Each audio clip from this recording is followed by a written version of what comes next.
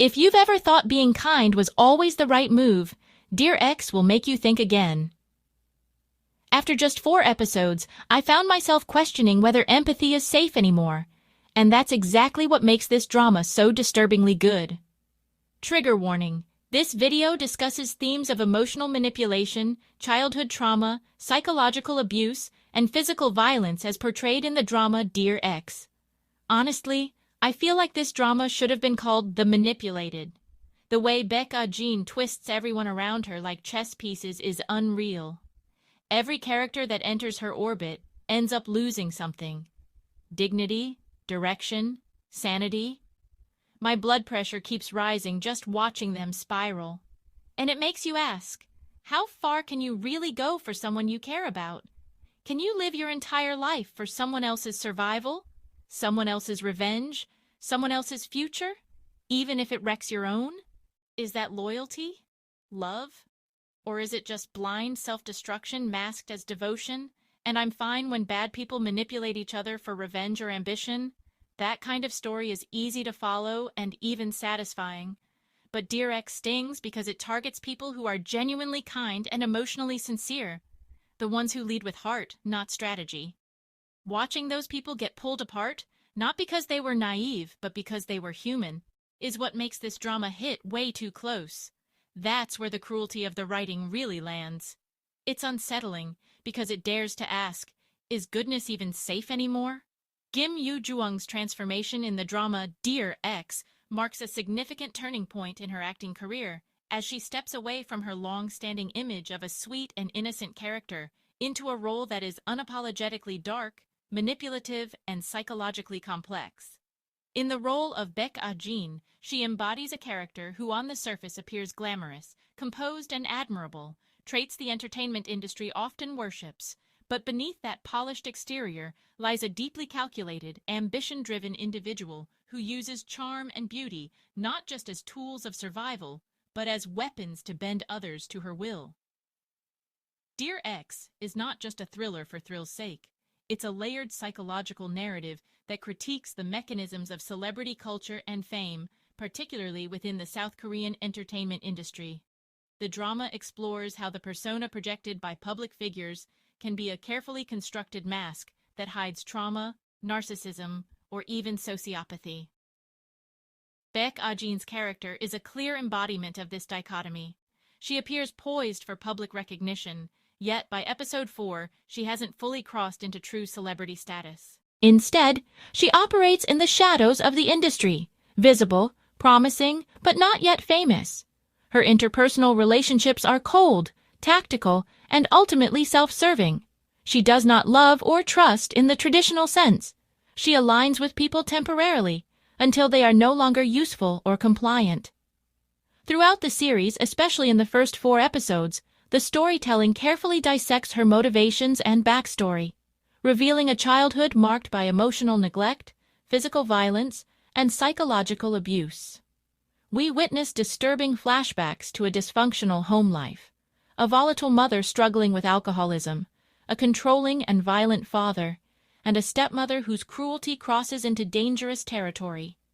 The narrative doesn't rush to justify her actions, but rather invites the audience to understand the psychological journey of a woman who was once a victim and who now chooses to survive by turning into a predator within a system that rewards masks more than honesty.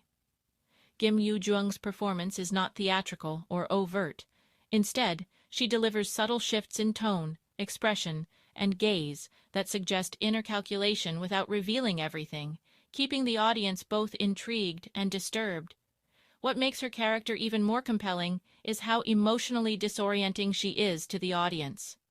One minute, you can't stand her. Her actions are cold, manipulative, and cruel, and then the next, when her painful backstory is revealed, you feel unexpectedly sympathetic. Just when you start to soften, she'll do something so callous and calculated that you're once again reminded of why she's impossible to root for. The writers are deliberately playing with the audience, crafting a morally complicated anti-heroine who keeps slipping between victim and villain.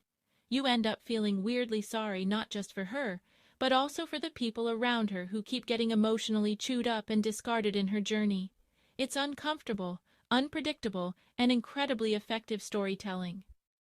Adapted from a webtoon by Van Zeun, the drama builds upon the original's premise but adds greater psychological depth and cinematic realism, allowing the live-action format to explore nuances like the politics of the entertainment industry, the commodification of vulnerability, and the blurred lines between authenticity and performance.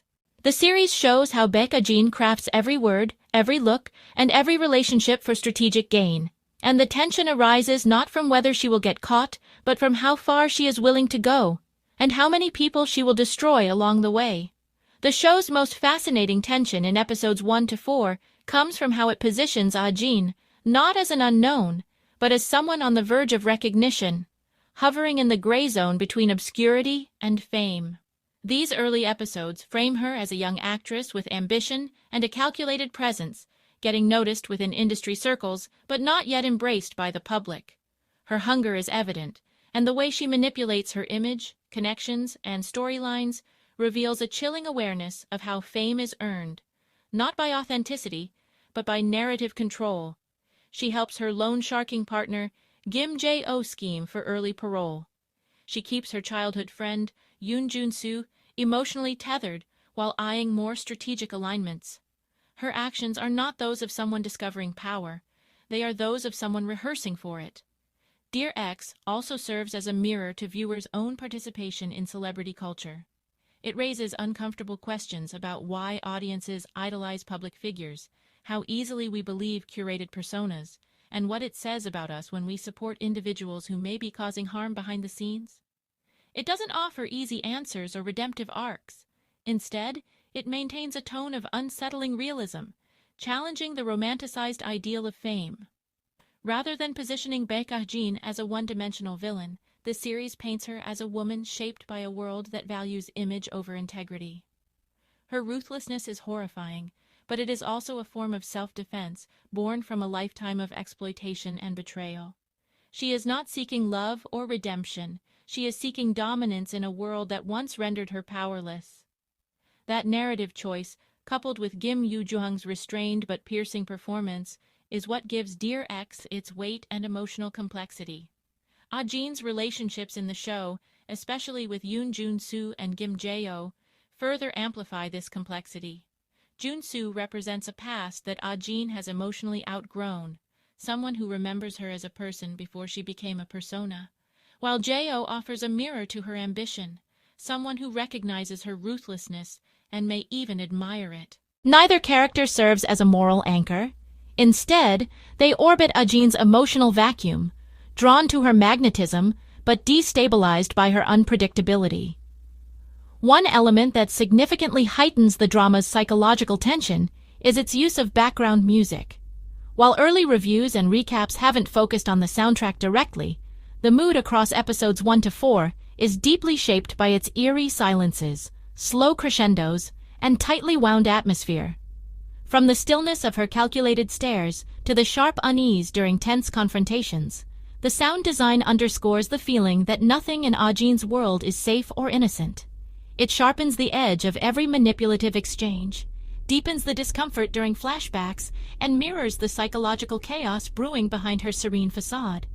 And honestly, after watching this show, and Ji Chang-wook's chilling performance in The Worst of Evil and The Manipulated, I'm starting to get a little scared about being too kind, too open, or too emotionally available in real life.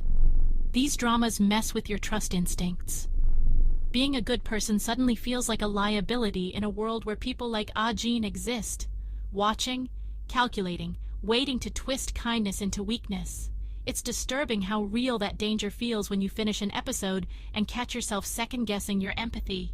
In the end, Dear X is less about a plot twist and more about a slow revelation of character.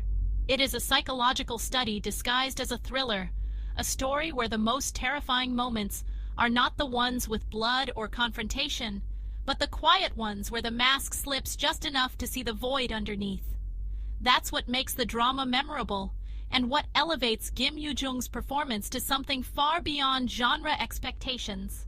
A portrait of ambition, survival, and emotional ruin in a world that demands perfection at all costs. In a world obsessed with the spotlight, Dear X dares to ask what happens when we stare too long into it.